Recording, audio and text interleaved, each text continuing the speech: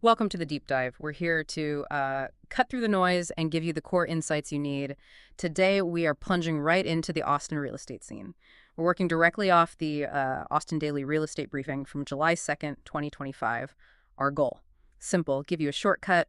We pull out the most important bits from this really detailed report so you get a, well, crystal clear view of what's actually happening. Okay, let's unpack this. Yeah, and this is it's such a critical look right now for anyone keeping tabs on Austin. Yeah. Understanding these daily shifts, these metrics, it's not just numbers. It really uncovers the bigger trends.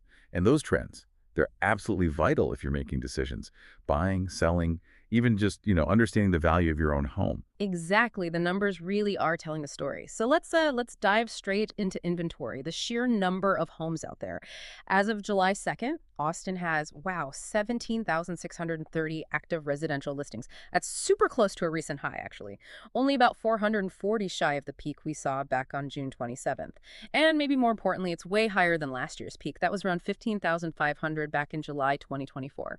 That growth in active listings, Hmm. it's really significant. It tells you a lot about supply right now. Mm. What's fascinating here is just that noticeable increase compared to last year. It definitely sets a different tone for the market, doesn't it? More choice for buyers. More choice and maybe more pressure on sellers. Which brings us to pricing. And this number is pretty striking. 56.8% of all active listings across the entire MLS have had at least one price drop. Wow, over half. Yeah, over half. And if you zoom right into Austin proper, it's slightly higher. 57.6% of its almost 5,600 listings have seen cuts. And some surrounding cities, even more. Round Rock is at 63.2%, Georgetown 62.7%, Leander 62.1%. Big numbers. That's really widespread adjustment. It strongly implies, sellers are having to react to the market. More buyer leverage for sure. But here's where it gets really interesting. There's a counterpoint. Some cities, despite this overall trend, actually show a percentage of listings with price increases. Oh. Yeah, like Gerald, 15.3% of its listings saw price bumps. Liberty Hill is over 6%, Manor over 4%. Oh. Okay, so what does that tell us? While the main current is pulling prices down, you've got these little eddies, these pockets doing something else. It raises that question, right? What unique dynamics are happening in those specific spots? Maybe certain types of new builds or hyper-local demand? Exactly. It shows you can't just paint the whole metro area with one brush. So, okay, that's the snapshot of active listings. What about the flow, new homes coming on versus homes going under contract? Let's look at the first half of 2025. Cumulative new listings, they're up significantly. 29,525 new listings from January to June. That's up 7.1% from last year and 31% above the historical average. Lots of new inventory hitting the market. Okay, a big jump in new supply coming on. But contrast that with cumulative pending listings for the same time frame.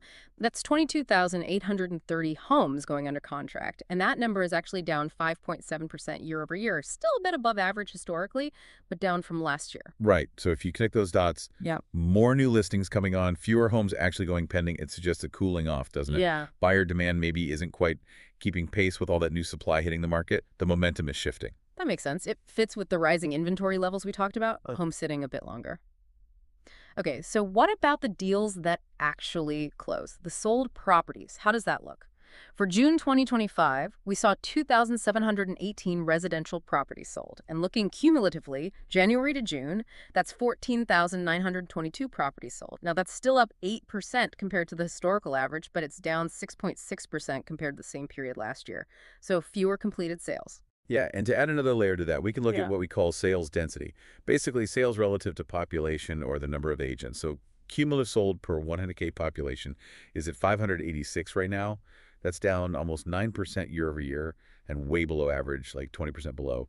And similarly, cumulative sold per 1K realtors is 802, also down nearly 3% year over year and about 24% below its average. So what do those per capita numbers really tell us? Well, they show that sales activity just hasn't kept pace with Austin's growth. Whether you measure that by population or by the number of agents working here, it indicates a less robust transaction environment relative to those factors. Things are just slower per person or per agent. Okay, slower transactions. Now, the part everyone really watches, the prices, the actual sold prices, average and median. The average sold price for June 2025 came in at $589,534. But here's the kicker. That's down 13.55% from the peak back in May 2022. That's a drop of $92,000 on average. A significant drop from the peak. Wow. And the median sold price tells an even, maybe a starker story. For June 2025, it was $449,900. That's down 18.20% from its peak in May 2022.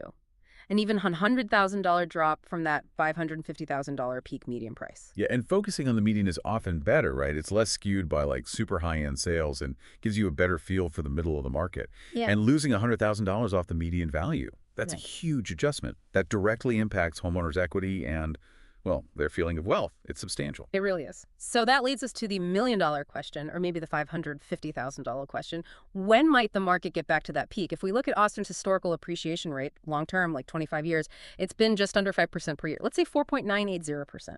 So we assume this current median of roughly $450,000 is the bottom, and we apply that historical appreciation rate. The projection suggests it could take around 52 months. That puts us out to September 2029 to get back to that previous peak median price. Oof. Yeah, that's a while, over 4 years. It really frames the recovery not as a quick rebound, but as potentially a longer climb back. Yeah. It implies needing patience, doesn't it? Mhm. Especially for those who bought near the top.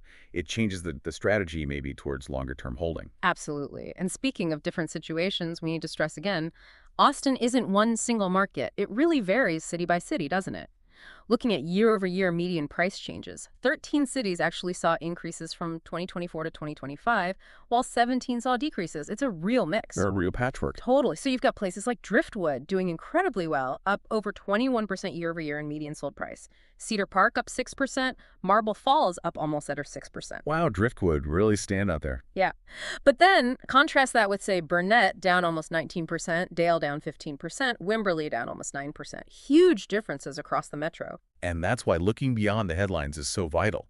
These local variations are key. It points to very different supply and demand pressures in these micromarkets. What's driving growth in Cedar Park might be totally different from what's causing a drop in Burnett, you know. Definitely need that granular view. Okay, let's try to bring this all together. We have these composite indices that try to capture overall market health. First, the Market Health Index, the MHI, is currently at 17.34%. That's way below its historical average of almost 31%. And the rule of thumb here is that an MHI below 30% indicates a buyer's market. Right, clearly in that territory. And then there's the Inventory Stress Index, or ISI. It's at 4.82%, also significantly below its historical average of about 12.5%. And for this one, an ISI below 10% also suggests conditions that favor buyers. So both indices are basically singing the same tune. They give you that quick overall summary. They both strongly point towards a buyer-friendly market right now. Yeah. Less stress from inventory, more negotiating power for buyers potentially. It seems pretty definitive then. Okay, so wrapping this up, the core takeaway from digging into this July 2nd data seems clear. Austin's real estate market is, well, it's undeniably in a phase of major correction and adjustment. We're seeing higher inventory, lots of price cuts, a projected recovery that might take several years, and all signs pointing to a buyer's market. That sums it up well. So the final thought for you, the listener. Given this picture, the overall cooling, but also those surprising local hot spots or cold spots, how might this influence your thinking? If you're considering buying, selling, or investing here in the next few months, how do you adapt your strategy based on this reality? Yeah, and just remembering that understanding these details, the trends behind the averages, the local differences, that's what really gives you the power to navigate this kind of market effectively. It helps you make smarter, more strategic moves.